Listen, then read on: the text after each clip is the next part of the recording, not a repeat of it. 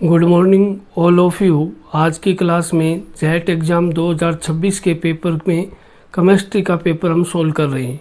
ये पेपर 2026 का पेपर 27 जून 2026 को आयोजित हुआ है। तो इस पेपर को हम यहाँ पे हल कर रहे हैं। केमिस्ट्री के जितने भी क्वेश्चन हैं सभी का हल यहाँ पर करवाया जाएगा। तो ये काफ़ी इम्पोर्टेंट वीडियो है। पूरा हल जानने के लिए आप पूरा वीडियो ज़रूर देखें। शुरू करते हैं। पहला क्वेश्चन, यदि कार्बन, हाइड्रोजन, ऑक्सीजन के परमाणु द्रव्यमान क्रमशः अपने को दिए हुए हैं। कार्बन के, हाइड्रोजन के और ऑक्सीजन के परमाणु द्रव्यमान ये अपने को लिखे हुए हैं। तो ग्लूकोज का आणविक द्रव्यमान अपने को बताना है। तो ग्लूकोज का आणविक द्रव्यमान क्या होगा ये अपने को बताना है। ग्लूकोज का सूत्र होता है C6H12O6, ये सूत्र होता है। अब यहाँ पर अगर हम देखेंगे तो कार्बन 6 है, 6 कार्बन है। एक कार्बन का अपने को दिया हुआ है 12.011। तो ये कार्बन के लिए हो गया। फिर उसके बाद में प्लस में दूसरा हम देख रहे हैं हाइड्रोजन के लिए। तो हाइड्रोजन 12 परमाणु है। एक परमाणु के लिए जो होगा वो अपने को दिया हुआ है कितना, एक परमाणु के लिए दिया हुआ है 1.008। ये आपस में गुणा हो जाएगा। फिर उसके बाद में नेक्स्ट अपने को दिया हुआ है यहाँ पर ऑक्सीजन का। और ऑक्सीजन की कितने परमाणु आ रहे हैं, 6 परमाणु आ रहे हैं। और एक के लिए अपने को दिया हुआ है 16.00। अब ये सब अगर हम हल करेंगे, पूरा गुणा करके हम हल करेंगे इनको। तो गुणा करके जब हल करेंगे तो अपना आंसर ये वाला आ जाएगा। ये आंसर जो अपना लिखा हुआ है यहाँ पर, ये वाला आंसर अपना आएगा इसमें।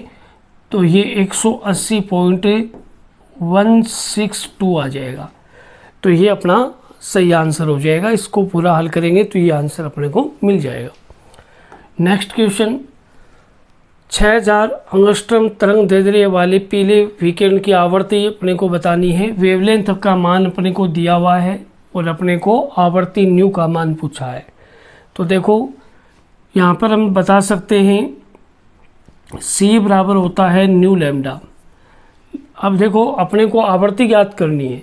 आवर्ती का सूत्र हम बनाएंगे न्यू बराबर C/लैम्डा। जब ये आवर्ती का सूत्र बनेगा तो यहाँ पर C प्रकाश का वेग होता है 3 × 10⁸ मीटर प्रति सेकेंड। लैम्डा का मान हमें ये दिया हुआ है। तो यहाँ पर देखो 6000 एंगस्ट्रॉम या 6000 हम 10⁻⁻10 मीटर। तो इस प्रकार से अगर हम देखेंगे तो पूरा जब हल करेंगे इसको, तो पूरा हल करने पर इसको पूरा हल करेंगे तो अपना जो सही आंसर आएगा यहाँ पर, पूरा हल करने पर सही आंसर आएगा ये ए वाला सही ऑप्शन है हो जाएगा। तो ये ए वाला सही ऑप्शन हो जाएगा। जब इसको आंसर पूरा निकालोगे तो ये ए वाला ऑप्शन अपना सही अपने को मिलेगा। नेक्स्ट, निम्नलिखित में से किस तत्व के आद्य अवस्था में उसके बाह्यतम कोश में 2 अयुग्मित इलेक्ट्रॉन होते हैं। तो ये जितने भी स्पीशीज दिए हुए हैं, जितने भी तत्व दिए हुए हैं, हम सिलिकॉन की बात करें तो सिलिकॉन का परमाणु क्रमांक 14 होता है। इसका इलेक्ट्रॉनिक विन्यास 1s2 2s2 2p6 3s2 3p2 होता है। तो देखो यहाँ पर हम देख सकते हैं कि ये बाह्यतम कोश है। इस बाह्यतम कोश में s में तो 2 इलेक्ट्रॉन है। तो s में 2 इलेक्ट्रॉन है वो युग्मित हैं। लेकिन ये 3p वाले जो इलेक्ट्रॉन है, 3p के इलेक्ट्रॉन है। अब 3p में 2 इलेक्ट्रॉन आ रहे हैं जो कि अयुग्मित होंगे। तो अपना सही उत्तर क्या हो जाएगा यहाँ पर, ये सिलिकॉन हो जाएगा। SI जो है वो यहाँ पर अपना सही उत्तर हो जाएगा। नेक्स्ट, 16 ग्राम मीथेन के पूर्ण दहन से प्राप्त जल की मात्रा ग्राम में बतानी है। तो जब ये मीथेन है इसका हम यहाँ पर ऑक्सीकरण करवाते हैं, पूर्ण ऑक्सीकरण करवाएंगे। तो इस प्रकार से अपने को यहाँ पर ये संतुलित समीकरण प्राप्त होने वाली है। तो ये संतुलित समीकरण अपने को प्राप्त हो जाती है। तो यहाँ ये जो मीथेन है, इस मीथेन का अणुभार अगर हम देखें तो इसका अणुभार 16 होता है। और यहाँ अणुभार दिया हुआ है या अपने को ये दिया हुआ है 16 ग्राम मेथेन, तो ये 16 ग्राम यानी इसका अणुभार 16 है। तो ये एक अणु जो है यानी एक अणु का भार यहाँ पर दिया हुआ है कि 16 ग्राम। तो ये मेथेन का एक अणु है, उसका हमें पूर्ण दहन करवाना है। तो अपने को यहाँ पर 2 अणु जल के प्राप्त हो जाते हैं। एक अणु जल का अणुभार होता है 18 और 2 का भार हो जाएगा 36। तो अपना सही आंसर क्या आ जाएगा, सी वाला जो है वो सही आंसर आ जाएगा। नेक्स्ट, एक 4p कक्षक के लिए त्रिज्य निस्पंदों या रेडियल नोड्स की संख्या अपने को बतानी है। तो रेडियल नोड्स की जो संख्या है वो क्या होती है, n-l, फिर उसके बाद में -1 ये होता है। n की वैल्यू यहाँ पर अपने को लिखी हुई है, n की वैल्यू लिखी हुई है 4, l की वैल्यू जो होती है वो होती है 1। तो यहाँ अगर हम देखेंगे 4 - 1 फिर -1 बराबर आ जाएगा 2। तो आंसर सही कौन सा हो जाएगा, सी वाला आंसर है वो सही आंसर हो जाएगा। नेक्स्ट, निम्नलिखित में कौन सा उच्चतम इलेक्ट्रॉन ग्रहण एंथैल्पी रखता है। तो यहाँ पर उच्चतम इलेक्ट्रॉन ग्रहण एंथैल्पी, इलेक्ट्रॉन गैन एंथैल्पी बताना, इलेक्ट्रॉन लब्धि एंथैल्पी या इलेक्ट्रॉन गैन एंथैल्पी को हम बताना है। तो इलेक्ट्रॉन गैन एंथैल्पी यहाँ कौन सा रखेगा, देखें तो इन ऑप्शन में क्लोरीन है, उसकी सबसे ज़्यादा इलेक्ट्रॉन ग्रहण एंथैल्पी दर्शाई जाती है, इसके द्वारा दर्शाई जाती है। तो सही ऑप्शन अपना क्लोरीन आ जाएगा। नेक्स्ट, निम्नलिखित में कौन सा अणु अष्टक नियम का पालन करता है। अब जितने भी ये अणु हैं, जैसे ये सल्फर है यहाँ पर है, तो ये सभी अणु जो है अष्टक नियम का प्रसार करते हैं। लेकिन ये जो डी वाला ऑप्शन है ये यहाँ पर सल्फर में अष्टक नियम का पालन होता है, ये अष्टक नियम का पालन करेगा। तो ये डी ऑप्शन अपना सही हो जाएगा। नेक्स्ट, हाइड्रोजन पेरोक्साइड में ऑक्सीजन परमाणु की ऑक्सीकरण संख्या है। तो हाइड्रोजन परमाणु में हाइड्रोजन पेरोक्साइड के अंदर बताना है। तो हाइड्रोजन पेरोक्साइड क्या होता है, हाइड्रोजन पेरोक्साइड ये होता है। अब जब पेरोक्साइड बंद आएगा तो ऑक्सीजन की ऑक्सीकरण अवस्था है वो -1 आ जाएगी। तो -1 यहाँ पर ऑक्सीकरण अवस्था आती है। सही ऑप्शन अपना सी हो जाएगा। नेक्स्ट, निम्नलिखित में से किस जलीय विलयन में की पीएच का मान 7 है, यानी उदासीन विलयन है, ये अपने को बताना है। तो इनमें से उदासीन विलयन कौन सा होगा, ये वाला ऑप्शन अपना सही होगा, क्योंकि इसमें परबल क्षार और परबल लवण, परबल क्षार और परबल अम्ल का लवण है। ये परबल क्षार यहाँ पर कौन सा है, परबल क्षार है KOH, और परबल अम्ल कौन सा है, परबल अम्ल है HNO3। इन दोनों से बना हुआ लवण है ये। तो यहाँ पर इस लवण के अंदर दोनों परबल परबल होने के कारण यहाँ पर जो है जो लवण बनेगा उसका पीएच है वो 7 हो जाएगा। उसके बाद देखो, some electronic species sodium Na+ Mg+2 F-O-2 के लिए इनकी त्रिज्या की बढ़ती हुई लंबाई का सही क्रम कौन सा है। तो यहाँ पर बढ़ती हुई लंबाई का सही क्रम बताना है। तो आपने देख सकते हैं कि ये जो यहाँ पर सम इलेक्ट्रॉनिक स्पीसीज लिखी हुई है, तो सम इलेक्ट्रॉनिक स्पीसीज के अंदर अपने को बताना है कि यहाँ पर ये इनका सही क्रम कौन सा आएगा। तो सही क्रम इनका जो है वो इस प्रकार से आ जाएगा। ये ऑप्शन अपना सही हो जाएगा।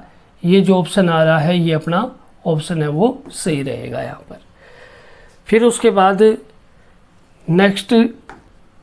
नेक्स्ट में उच्च दाब पर गर्म प्लेटिनम की सतह पर गैसीय अमोनिया का अपघटन किसका उदाहरण है। तो ये शून्य कोटि अभिक्रिया का उदाहरण माना जाता है। तो ये शून्य कोटि अभिक्रिया है। नेक्स्ट, निम्नलिखित में कौन सी स्पीसीज एक लुईस क्षार है। लुईस क्षार कौन होता है, लुईस क्षार वो होता है जो एकाकी इलेक्ट्रॉन युग्म का दान दे सकता है, जिस पे एकाकी इलेक्ट्रॉन युग्म होते हैं। तो ये जो अमोनिया है, इस अमोनिया पर एकाकी इलेक्ट्रॉन युग्म है, तो ये दान दे सकता है, और दान देगा तो फिर यहाँ पर क्या हो जाएगा बताओ, ये एक लुईस क्षार की भांति व्यवहार करेगा। ऑप्शन सी इसका सही हो जाएगा। निम्नलिखित में कौन सा कोलाइड ठोस प्रक्षेपण माध्यम में प्रक्षिप्त द्रव का उदाहरण है? तो ये यहाँ पर मक्खन होगा। डी ऑप्शन इसका अपने लिए सही हो जाएगा। नेक्स्ट, निम्नलिखित में से कौन सा एल्यूमिनियम का अयस्क है? तो एल्यूमिनियम का अयस्क कौन सा होता है? कायोलिनाइट होता है। डी ऑप्शन अपने लिए सही हो जाएगा। नेक्स्ट, मोल्ड प्रक्रिया का उपयोग किसके शोधन के लिए किया जाता है? तो ये निकल के शोधन के लिए किए जाने वाली विधि है। निकल का शोधन इस विधि से होता है। क्षारीय मृदा धातुओं आयनों की जलयोजन एंथैल्पी का सही बढ़ता हुआ क्रम है। जलयोजन एंथैल्पी आयन के आकार के व्युत्क्रमानुपाती होती है। आयन का आकार जितना ज़्यादा कम होगा उसकी जलयोजन एंथैल्पी का मान उतना ही अधिक होगा। तो सी ऑप्शन है ये सही रहेगा। आकार जितना छोटा होगा जलयोजन एंथैल्पी का मान उतना ही अधिक होता है। नेक्स्ट, निम्नलिखित में से किस तत्व की आद्य अवस्था में 5s उपकोष में शून्य इलेक्ट्रॉन होते हैं? तो यहाँ पर 5s अवस्था में शून्य इलेक्ट्रॉन जो है वो यहाँ पर पीडी के अंदर होंगे, पैलेडियम के अंदर होते हैं।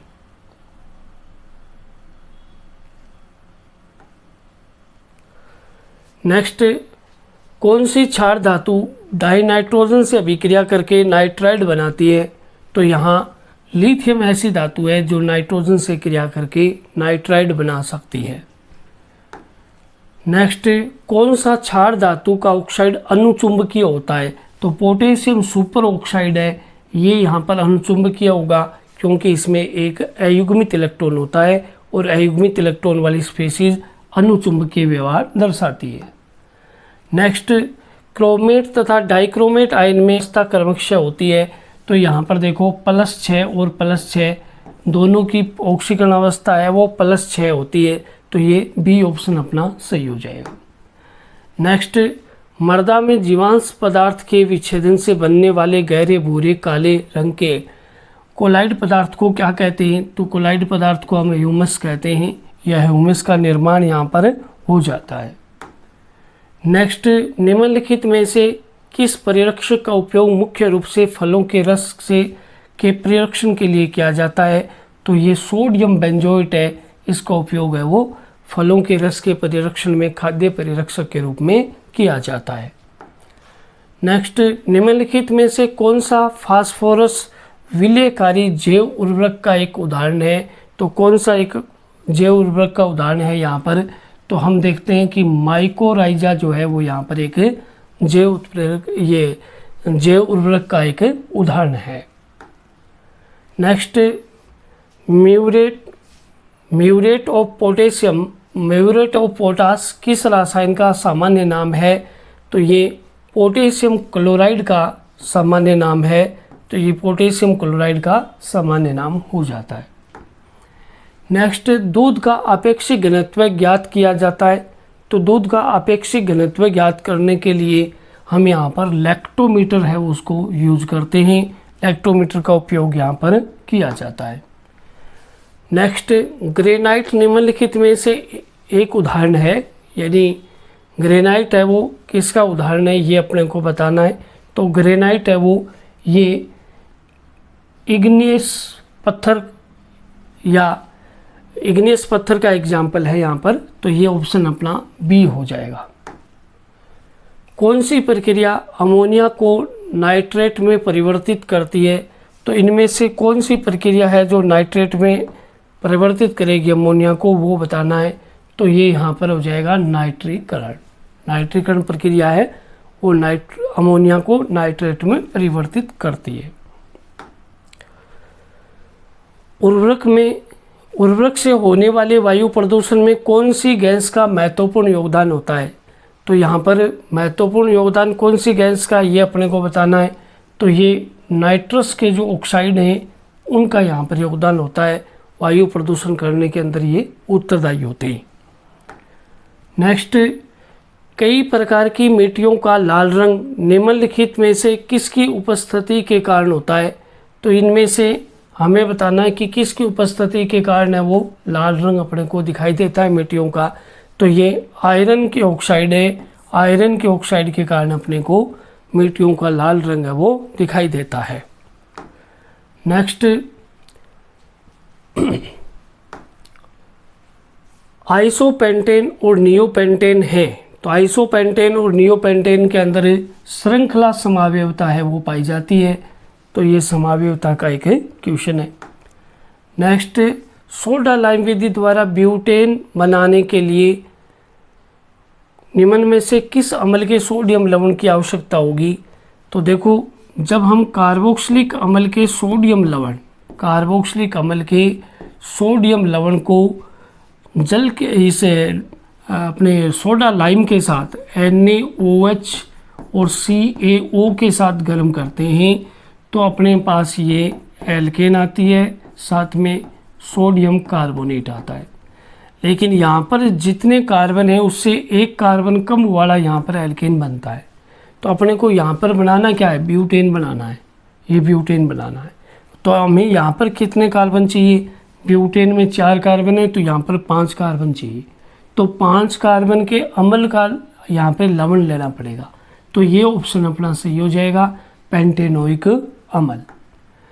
नेक्स्ट, शुष्क एसीटोन में NaI के साथ अभिक्रिया कराने पर एल्किल क्लोराइड, एल्किल आयोडाइड देते हैं। यह अभिक्रिया किस नाम से जानी जाती है।